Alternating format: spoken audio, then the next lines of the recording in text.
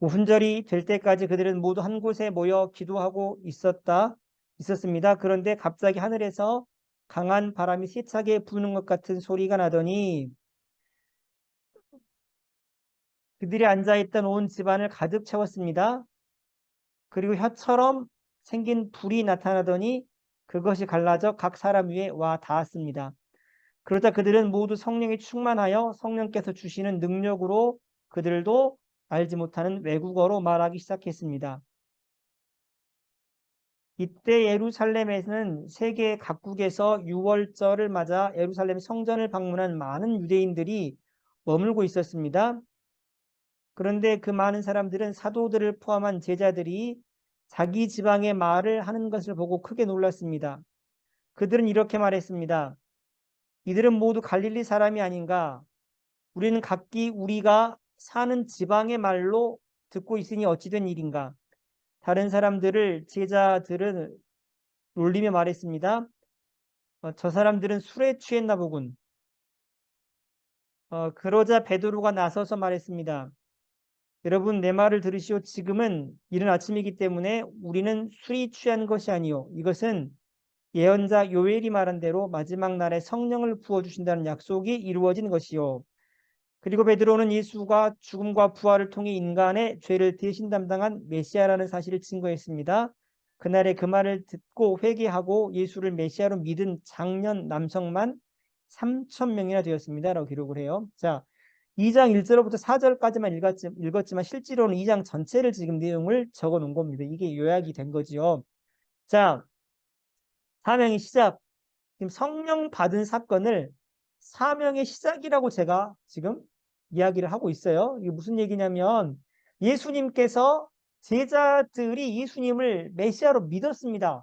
하늘로 올라가실 때도 하늘로 올라가실 때 분명히 제자들이 예수님을 메시아 구원자로 믿어요. 믿었는데 예수님께서 그들을 믿었기 때문에 천국으로 데려가실 수도 있지만 남겨두고 가신 이유가 있는데 그것이 바로 그들이 이 땅에서 예수 믿는 자들로서 예수를 구원자로 믿는 자들로서 맡겨진 사명이 있었기 때문이라는 거지요. 그리고 그 일들을 시작하기 위해서 뭐가 필요했느냐면 그냥 가서 증인되라는 얘기는 예수님이 누군가를 전하라는 얘기인데 가서 그러니까 전도한 것이 아니라 그것보다 먼저 해야 될 일이 있는데 그것이 바로 성령을 기다리는 거였어요. 성령을 받으라는 것이죠. 성령에 충만해져라. 이것이 예수님께서 제자들에게 말씀하신 것이었습니다. 그래서 이제 제자들이 그렇게 성령을 기다리다가 오늘 받게 된 내용이 이 오늘 지금 저희가 읽은 내용이고 그래서 제가 이것을 사명의 시작이라고 지금 제목을 붙여놓은 거예요. 그렇죠? 자, 내용을 좀 정리를 해볼게요. 오순절이 될 때까지 사도들을 포함한 제자들은 어디에서 무엇을 하고 있었습니까? 어디서 무엇을 했습니까? 거기 보시면 2장 1절에 보시면 뭐를 했습니까? 그렇죠. 모여서 뭐 했습니까? 기도했죠. 보시면 14절에 보시면 마음을 같이하여 오로지 기도에 힘썼다라고 하는 걸 볼 때 분명히 그들이 기도했던 것을 볼 수가 있어요. 그래서 같이 모여서 기도했는데 그런데 그들에게 하늘에서 새참 바람 같은 소리가 나면서 무슨 일이 일어났습니까? 모여서 기도했다는 게 중요합니다. 그런데 더 중요한 건 뭡니까? 어떤 일이 벌어집니까? 거기 2절에 보시면 방금 읽은 것처럼 새참 바람 같은 소리가 나면서 3절에 2장 3절에 불의 혀처럼 갈라지는 것들이 그들 각자에게 보였고 4절에 보시면 드디어 성령의 충만함을 받게 됩니다. 그러니까 지금 제자들도 성령의 충만함이 무엇인지는 잘 몰랐을 수 있습니다. 그런데 이 제자들은 예수님께서 약속하신 것처럼 성령을 기다리라는 말을 듣고 기도했고 그 약속처럼 성령께서 충만해진 거지요. 그래서 2절과 3절 같은 그런 현상들이 벌어졌고 그러면서 이제 성령이 충만했다는 하나의 어떤 증표로서 외국어로 말을 하기 시작해. 한 번도 자기들이 배워본 적이 없는 외국어로. 그게 방언이지요. 그런 일이 벌어집니다. 자, 3번 이야기를 해버린 것 같은데 사도들과 제자들은 성령이 충만하여 어떤 일을 하게 되었습니까? 라고 물을 때 바로 방언으로 말을 하게 됐죠. 4절에 보시면 네 번째 질문인데 예루살렘에 있던 유월절을 지키러 온 많은 유대인들은 사도와 제자들의 말을 듣고 어떤 반응을 보였습니까? 어떤 반응을 보입니까? 여기 보시면 6절에 방언을 들었다, 소동했다라고 기록을 하고 있죠. 그래서 6절에 보시면 소동했고, 무슨 일이야 이게? 이게 무슨 일이지? 이런 일이 이게 무슨 일이 이렇게 알지를 못해가지고 굉장히 의아해하고 웅성웅성거리고 시끄러웠다는 것이죠. 그리고 이제 뭐 7, 8절에는 그 이유가 기록이 되는데 다 갈릴리 사람. 7절에 보시면 그러니까 우리나라로 따지면 어디 강원도 저 산구석 촌구석에 있는 사람들인데 그 사람들 언제 우리가 사는 나라 말을 배운 거지? 언제 미국 그러니까 지금으로 치면 영어, 뭐 독일어, 프랑스어, 뭐 어디 이스라엘 말 이렇게 막 말을 하니까 언제 그런 걸 다 배운 거야? 라고 이야기를 한 거예요, 지금. 이제 그러면서 이야기를 하죠. 그러면서 이제 13절에 보시면 어떤 이들은 조롱하여 이르되 그들이 술에 취했다라고 그렇게 기록을 합니다. 그렇죠? 그게 바로 그런 현상들을 들은 사람들의 반응이었어요. 베드로는 자신들에게 술 취했다고까지 말하는 것을 듣고 그들에게 무엇이라고 말을 합니까? 무엇이라고 말을 합니까?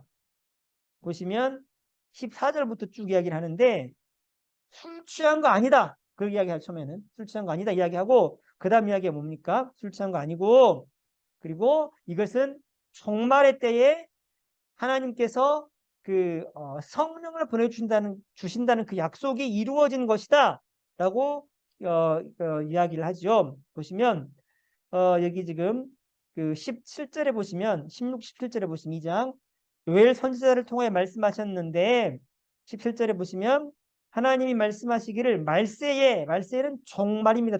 종말에 내 영을 모든 육체에 부어줄 것이니까 그래서 어, 자녀들은 예언을 하고 젊은이들이 환상을 보고 늙은이들은 꿈을 꿀 것이다 라고 기록되어 있다는 거예요, 이게. 그래서 그 종말에 이루어질 일이 지금 이루어지는 것이다. 그러니까 이걸 정리를 하자면 예수님께서 성령을 보내주심을 통해서 이미 종말이 시작이 됐습니까? 안 됐습니까? 시작이 됐고 우리는 종말에 살고 있는 거예요, 지금. 너무 길죠, 종말. 언제 끝나는 거지, 이게? 이러고 있는 건데 어쨌든 종말에 살고 있는 겁니다. 지금 종말의 시대, 말세의 시대인 거죠. 자, 그렇습니다.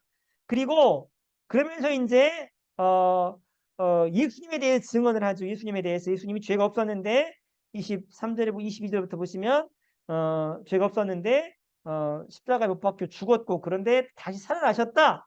23절에 그리고 그 사실을 믿는 자들에게 예수를 믿으면 예수님 죄가 없이 죽었다가 살아나신 사실을 그리고 그 죄가 없이 죽으신 이유는 인간의 죄를 대신 받으신 것이다라고 하는 것에 대해서 분명히 믿으면 구원이 너희에게 이를 것이다. 구원을 받게 될 것이다라는 이야기를 하게 되죠. 자, 그래서 6번 이야기를 했어요. 성령이 충만한 베드로는 무엇을 증언했느냐? 바로 예수 그리스도를 증언을 하죠. 그렇습니다. 두 번째 이야기인데 하나님은 말씀하시고 말씀대로 행하시는 분입니다. 오늘 이야기에서 무엇을 보면 그것을 알 수 있으십니까? 말씀대로 하시고 말씀대로 행하시나요? 뭘 보면 알 수 있으세요? 뭘 보면 알 수 있으십니까? 지금 방금 말씀드린 것처럼 2장 16절 17절에 보면 요엘 선지자가 그때로부터 한 600년 전에 살던 사람이죠. 요엘 선지자가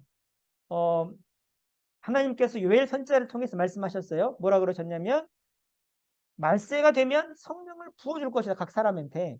그 약속을 하셨다는 것이죠. 그런데 그 약속의 말씀처럼 지금 각 사람에게 성령이 왔단 말이에요. 그렇죠? 무슨 얘기입니까? 하나님은 일을 하실 때 항상 이처럼 일하시는 방식이 먼저 말씀을 하시고 말씀하신 대로 이루시는 분이 바로 하나님이세요. 절대로 그냥 옆구리에 칼 빼는 것처럼 그냥 아무 계획 없이 아무 말씀하지 아니하시고 그렇게 말을 하시는 분이 일을 하시는 분이 아니라는 것입니다. 그럼 왜 보통 저희도 마찬가지긴 합니다. 물론 안 그러신 분도 계시긴 한데 내일 제가 집사님하고 만난다 그러면 그 이야기를 먼저 집사님하고 해야 될까요? 아니면 제가 불쑥 전화해가지고 내일 만날 시간 다 돼서 만나자 그래야 될까요? 어떤 게? 그렇죠.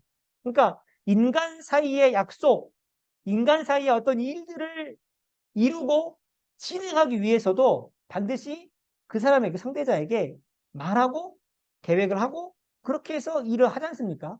그런 식이라고요. 뭐 마찬가지 나라에서도 법을 만들고 집행하는데 이번에 뭐 우회전하는 것에 대해 법이 만들어졌지 않습니까? 그거 보행자에 대해서 보행자가 있으면 설령 빨간 불에라도 보행자가 건너가면 우회전하면 됩니까? 안 됩니까? 그거 안 됩니다. 그 벌금 문다 그러더라고요. 그러니까 빨간불인데 이 사람이 그러니까 보행자 신호가 지금 파란불이면 뭐 상관없지만 보행자 신호가 빨간불인데 이분이 건너가고 있어요. 이렇게 횡단보도를 건너고 있으면 그분 다 건너갈 때까지는 우회전하면 안 됩니다. 벌금 문다 그러더라고요. 근데 사실 이것이 그냥 시행이 됐습니까? 그거 아니죠. 입법례가 됐고 계속해서 계도기관도 줬고 알려줬다고요. 그 다음에 시행이 됐죠. 그러니까 한 나라에서도 법을 시행할 때 그런 식으로 시행을 합니다. 마찬가지라고요. 하나님께서 우리에게 분명히 어떤 일들을 하시고 일을 이루어 가실 때 그냥 막 하시는 것이 아니라 분명히 말씀하시고 말씀하신 대로 이루시는 줄로 믿습니다. 그렇다면 우리가 구원을 받는 것이나 어떻게 신앙생활을 할 것인가 이런 모든 부분에까지도 분명히 하나님께서 말씀을 하셨다는 것이죠. 그냥 예수 믿는 거 이런 거야 말씀하지 않고 마음대로 믿어 이런 건 없다는 것입니다. 그래서 그러면 그걸 누구를 통해서 말씀하셨을까요? 누구를 통해서 말씀하십니까? 결국은 사람을 통해서 말씀하시는데 그 사람은 사역자들, 목사님이나 전도사님이나 이런 분들을 통해서 말씀을 하신다는 것입니다. 그래서 저희가 말씀들을 들을 때마다 이것이 성경과 어긋난 것이 아니라면 하나님께서 하신 말씀으로 들으셔야 될 줄로 믿습니다. 뿐만 아니라 그것이 하나님께서 성령을 하나님께로부터 받은 예수님께로부터 받은 분이라면 그것이 하나님의 말씀으로 들려질 줄로 믿습니다. 그러셔야 됩니다. 제가 말씀을 전하지만 이것은 제 이야기가 아니라 그것 때문에 성경을 자꾸 보고 연구하는 거죠. 뭐라고 모르시는 거예요, 하나님께서? 틀리게 전하면 안 되지 않겠어? 그래서 저는 최선을 다해서 성경을 연구하고 그대로 살아가서 어떤 결과들을 보여드리는 것이 제가 여러분들한테 해야 될 역할이고 여러분들 또한 하나님의 말씀이 정말 그렇다고 한다면 살펴보셔서 맞는지 살펴보시고 들은 말씀이 그런지 살펴보시고 맞다고 하면 그 말씀대로 살아서 이 땅의 천국을 누리시고 하나님의 역사하심들을 분명히 보여줄 수 있는 그런 자들이 되셔야 될 줄로 믿습니다. 그것이 하나님께서 말씀을 주신 이유죠. 사실은 말씀에 순종을 하는 것이 우리에게 어떤 유익이 있습니까? 분명히 계속 말씀드리는 것은 하나님께서 우리에게 말씀하시고 어떤 일을 하신다 그랬고 그럼 분명히 이야기를 하셨을 건데 그 말씀을 들으면 우리에게 어떤 유익이 있나요? 집사님께는 어떤 유익이 있습니까? 있으십니까? 뭐가 있으셔야 듣지 않겠습니까? 자꾸 왜 말씀을 들으라 그러신대요, 하나님께서는. 힘든데. 왜 그렇습니까? 혹시 이런 이해가 적절할 것 같습니다. 그, 어, 어떤 장애인 아이에게 이제 그림을 그리게 했습니다. 근데 이 장애인 아이가 선생님이 아주 탁월한 선생님한테 이 장애인 아이를 맡겼어요. 맡겼습니다. 근데 이 장애인 아이가 만약에 정말로 평범한 사람들, 다른 사람들보다 더 탁월한 작품을 만들어낸다 그러면 이것은 장애인 아이의 능력일까요? 아니면 선생님께서 지도를 잘해서 그렇게 된 걸까요? 어떤 것 같으십니까? 일반인이라면 그것은 그 능력이 개발된 것일 수 있을 수 있습니다. 그러나 장애인이라면 이거는 특별하게 선생님이 정말 좀 능력 있지 않으면 사실은 그런 어떤 그 장애인 아이가 가지고 있는 그 어떤 능력들을 개발하기는 어려울 것입니다. 그래서 선생님이 그 아이에게 자꾸 이렇게 하라고 코치를 해줍니다. 아이가 그 말을 잘 듣고 그대로 하면 어떤 일이 벌어집니까? 아주 탁월한 작품을 만들어내는 거예요. 그렇죠? 비록 그 아이는 자기는 잘 모르지만 시키는 대로만 하면 탁월한 작품이 나오는 겁니다. 그래서 아이에게 선생님이 자꾸 뭐라 그러냐면 내 말대로만 해라 라고 이야기를 하는 거예요. 어떻게 했을까요? 그 말대로 하면 6개월, 1년 뒤에 아주 탁월한 결과를 내놓게 됩니다. 그렇죠? 근데 하지 않으면요. 내나 자기가 가진 그 실력으로 엉터리 같은 그림을 내놓게 되겠지요. 마찬가지 이야기입니다. 하나님께서 우리를 통해서 일을 하시고자 하시는 분이십니다. 그래서 우리 같이 부족하고 어리석은 자들이 하나님의 손에 붙들리면 하나님께서 말씀하신 대로 하면 그 결과가 우리를 통해서 하나님께서 하신 결과들을 낸다는 것입니다. 그러니 그것이 하나님의 살아계심을 드러내는 그런 결과를 만들어내게 될 줄로 믿습니다. 그것이 바로 우리가 말씀에 순종하고 말씀을 알고 기도해야 될 이유가 되는 것이죠. 그래서 그냥 교회를 왔다 갔다 하시지 말고 말씀을 듣고 깨닫고 그 가운데서 늘 말씀을 접하시는 가운데 순종함으로 그 결과가 하나님의 살아계심들을 드러낼 수 있는 그런 저와 여러분 될 수 있기를 간절히 소원합니다. 그러셔야 됩니다. 세 번째인데요. 자, 성령이 각 사람에게 임했다는 것은 무엇을 의미합니까? 무엇을 의미할까요? 이것이. 성령이 각 사람에게 임했다는 것은 무엇을 의미합니까? 무엇을 의미합니까? 성령이 각 사람에게 임했다는 것은 바로 성령께서 각 사람 안에 거하신다는 것이고 바로 예수님께서 약속하신 것처럼 그 말씀 이루셨다는 것이고 결국은 성령께서 오시면 이 땅에 오실 때 저 천국을 우리 가운데 가지고 오시는 그런 역사가 있는 줄로 믿습니다. 그래서 성령께서 우리 가운데 오시면 우리가 이 땅에 살면서도 저 천국을 누리는 그런 역사들을 누리게 되고 경험하시게 됩니다. 그것이 성령께서 우리 가운데 오신 이유죠. 혹시 집사님께서는 우리 주양 설명해 두고 계신데 이 땅에 천국을 누리고 계신가요? 어떠십니까? 아이 그런 거 물어보지 마세요. 이러시면 안 되고요. 그러니까 분명하게 제가 말씀드리고 약속할 수 있는 거 제가 약속하는 건 아니죠. 그러니까 성령께서 오셨다고 하면 우리를 교회로 접붙임 시킨다는 것뿐만 아니라 우리 가운데 천국을 이루신다는 것을 분명히 약속하실 것입니다. 어떻게 천국인 걸 알 수 있느냐고 물으시면 뭐 저는 그런 경험이 되게 많은데 교회가 되게 숫자가 얼마 안 되니까 어렵잖아요. 지금 굉장히 제가 처음 왔을 때는 진짜 어려웠죠. 그때는 뭐 할애비가 70만 원인데 그게 다 안 나왔으니까. 돈은 막 들어가야 되고 어떻게 했을까요? 새벽에 아무도 없는데 혼자 와서 기도를 해요. 1년 정도 제가 그렇게 했었죠. 여기 자면서. 그랬는데 당장 돈은 막 들어가고 막 아이고 힘들어 힘들어 이러고 있는데 기도만 하고 나면 그렇게 마음이 평안할 수가 없습니다. 아무 걱정이 없어요.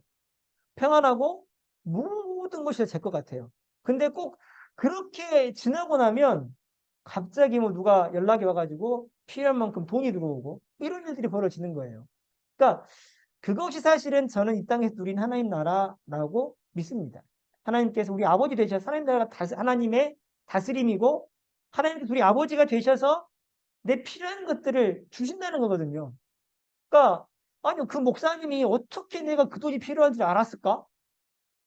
알 수 있었을까요? 제가 연락도 한 적도 없고 제가 돈 필요하다는 거는 저하고 와이프밖에 모르는데 예? 어떻게 그 목사님이 꼭 그 돈이 맞게 갑자기 전화를 하셔가지고 아, 그 돈을 주겠다고 그렇게 이야기를 하시겠냔 말이죠. 그런 게 한두 번이면 그런가 부터 하겠습니다만은 뭐 어떤 집사님, 어떤 또 목사님, 뭐 누구 이렇게 해서 어떤 권사님 이렇게 해가지고 그럴 때마다 그런 식으로 돈이 들어온다면 그거를 어떻게 설명을 해야 될까요?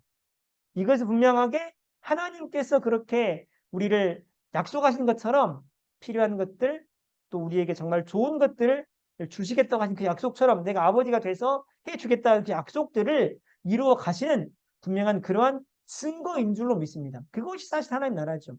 비단 저는 이것이 이제 그 뭐 물질 문제에서 그렇지만 인생을 살아가시다 보면 물질 문제 말고 다른 많은 문제도 있으시잖아요.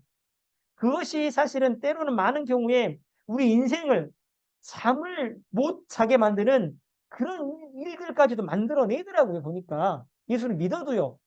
그런데 성령이 오시고 우리가 천국의 삶들을 살게 되면 그렇게 막 힘들고 고통스럽고 어떻게 해야 되지 답이 안 나오는 그 문제가 기도만 하면 마음이 그렇게 평안하고 문제는 여전히 있습니다. 없는 게 아니고 있는데 마음 평안하면서 그렇게 지내다가 어느 날 보면 그 문제까지 다 해결이 돼 있는 것을 보게 된다고요. 그것이 사실은 제가 말씀드린 하나님 나라, 하나님께서 내 아버지가 되어 주셔서 내게 필요한 것들을 주시겠다고 말씀하신 그 하나님 나라의 삶인 줄로 믿습니다. 경험해 보셔야 되죠. 그래서 말로만 성령 우리 가운데 임하신 것이 아니라 성령 하나님 나라가 임한 것이 아니라 성령과 능력과 큰 확신으로 되었다고 하는 분명한 그 사실들을 기억하고 경험할 수 있는 그런 저 여러분 될 수 있기를 간절히 소원합니다.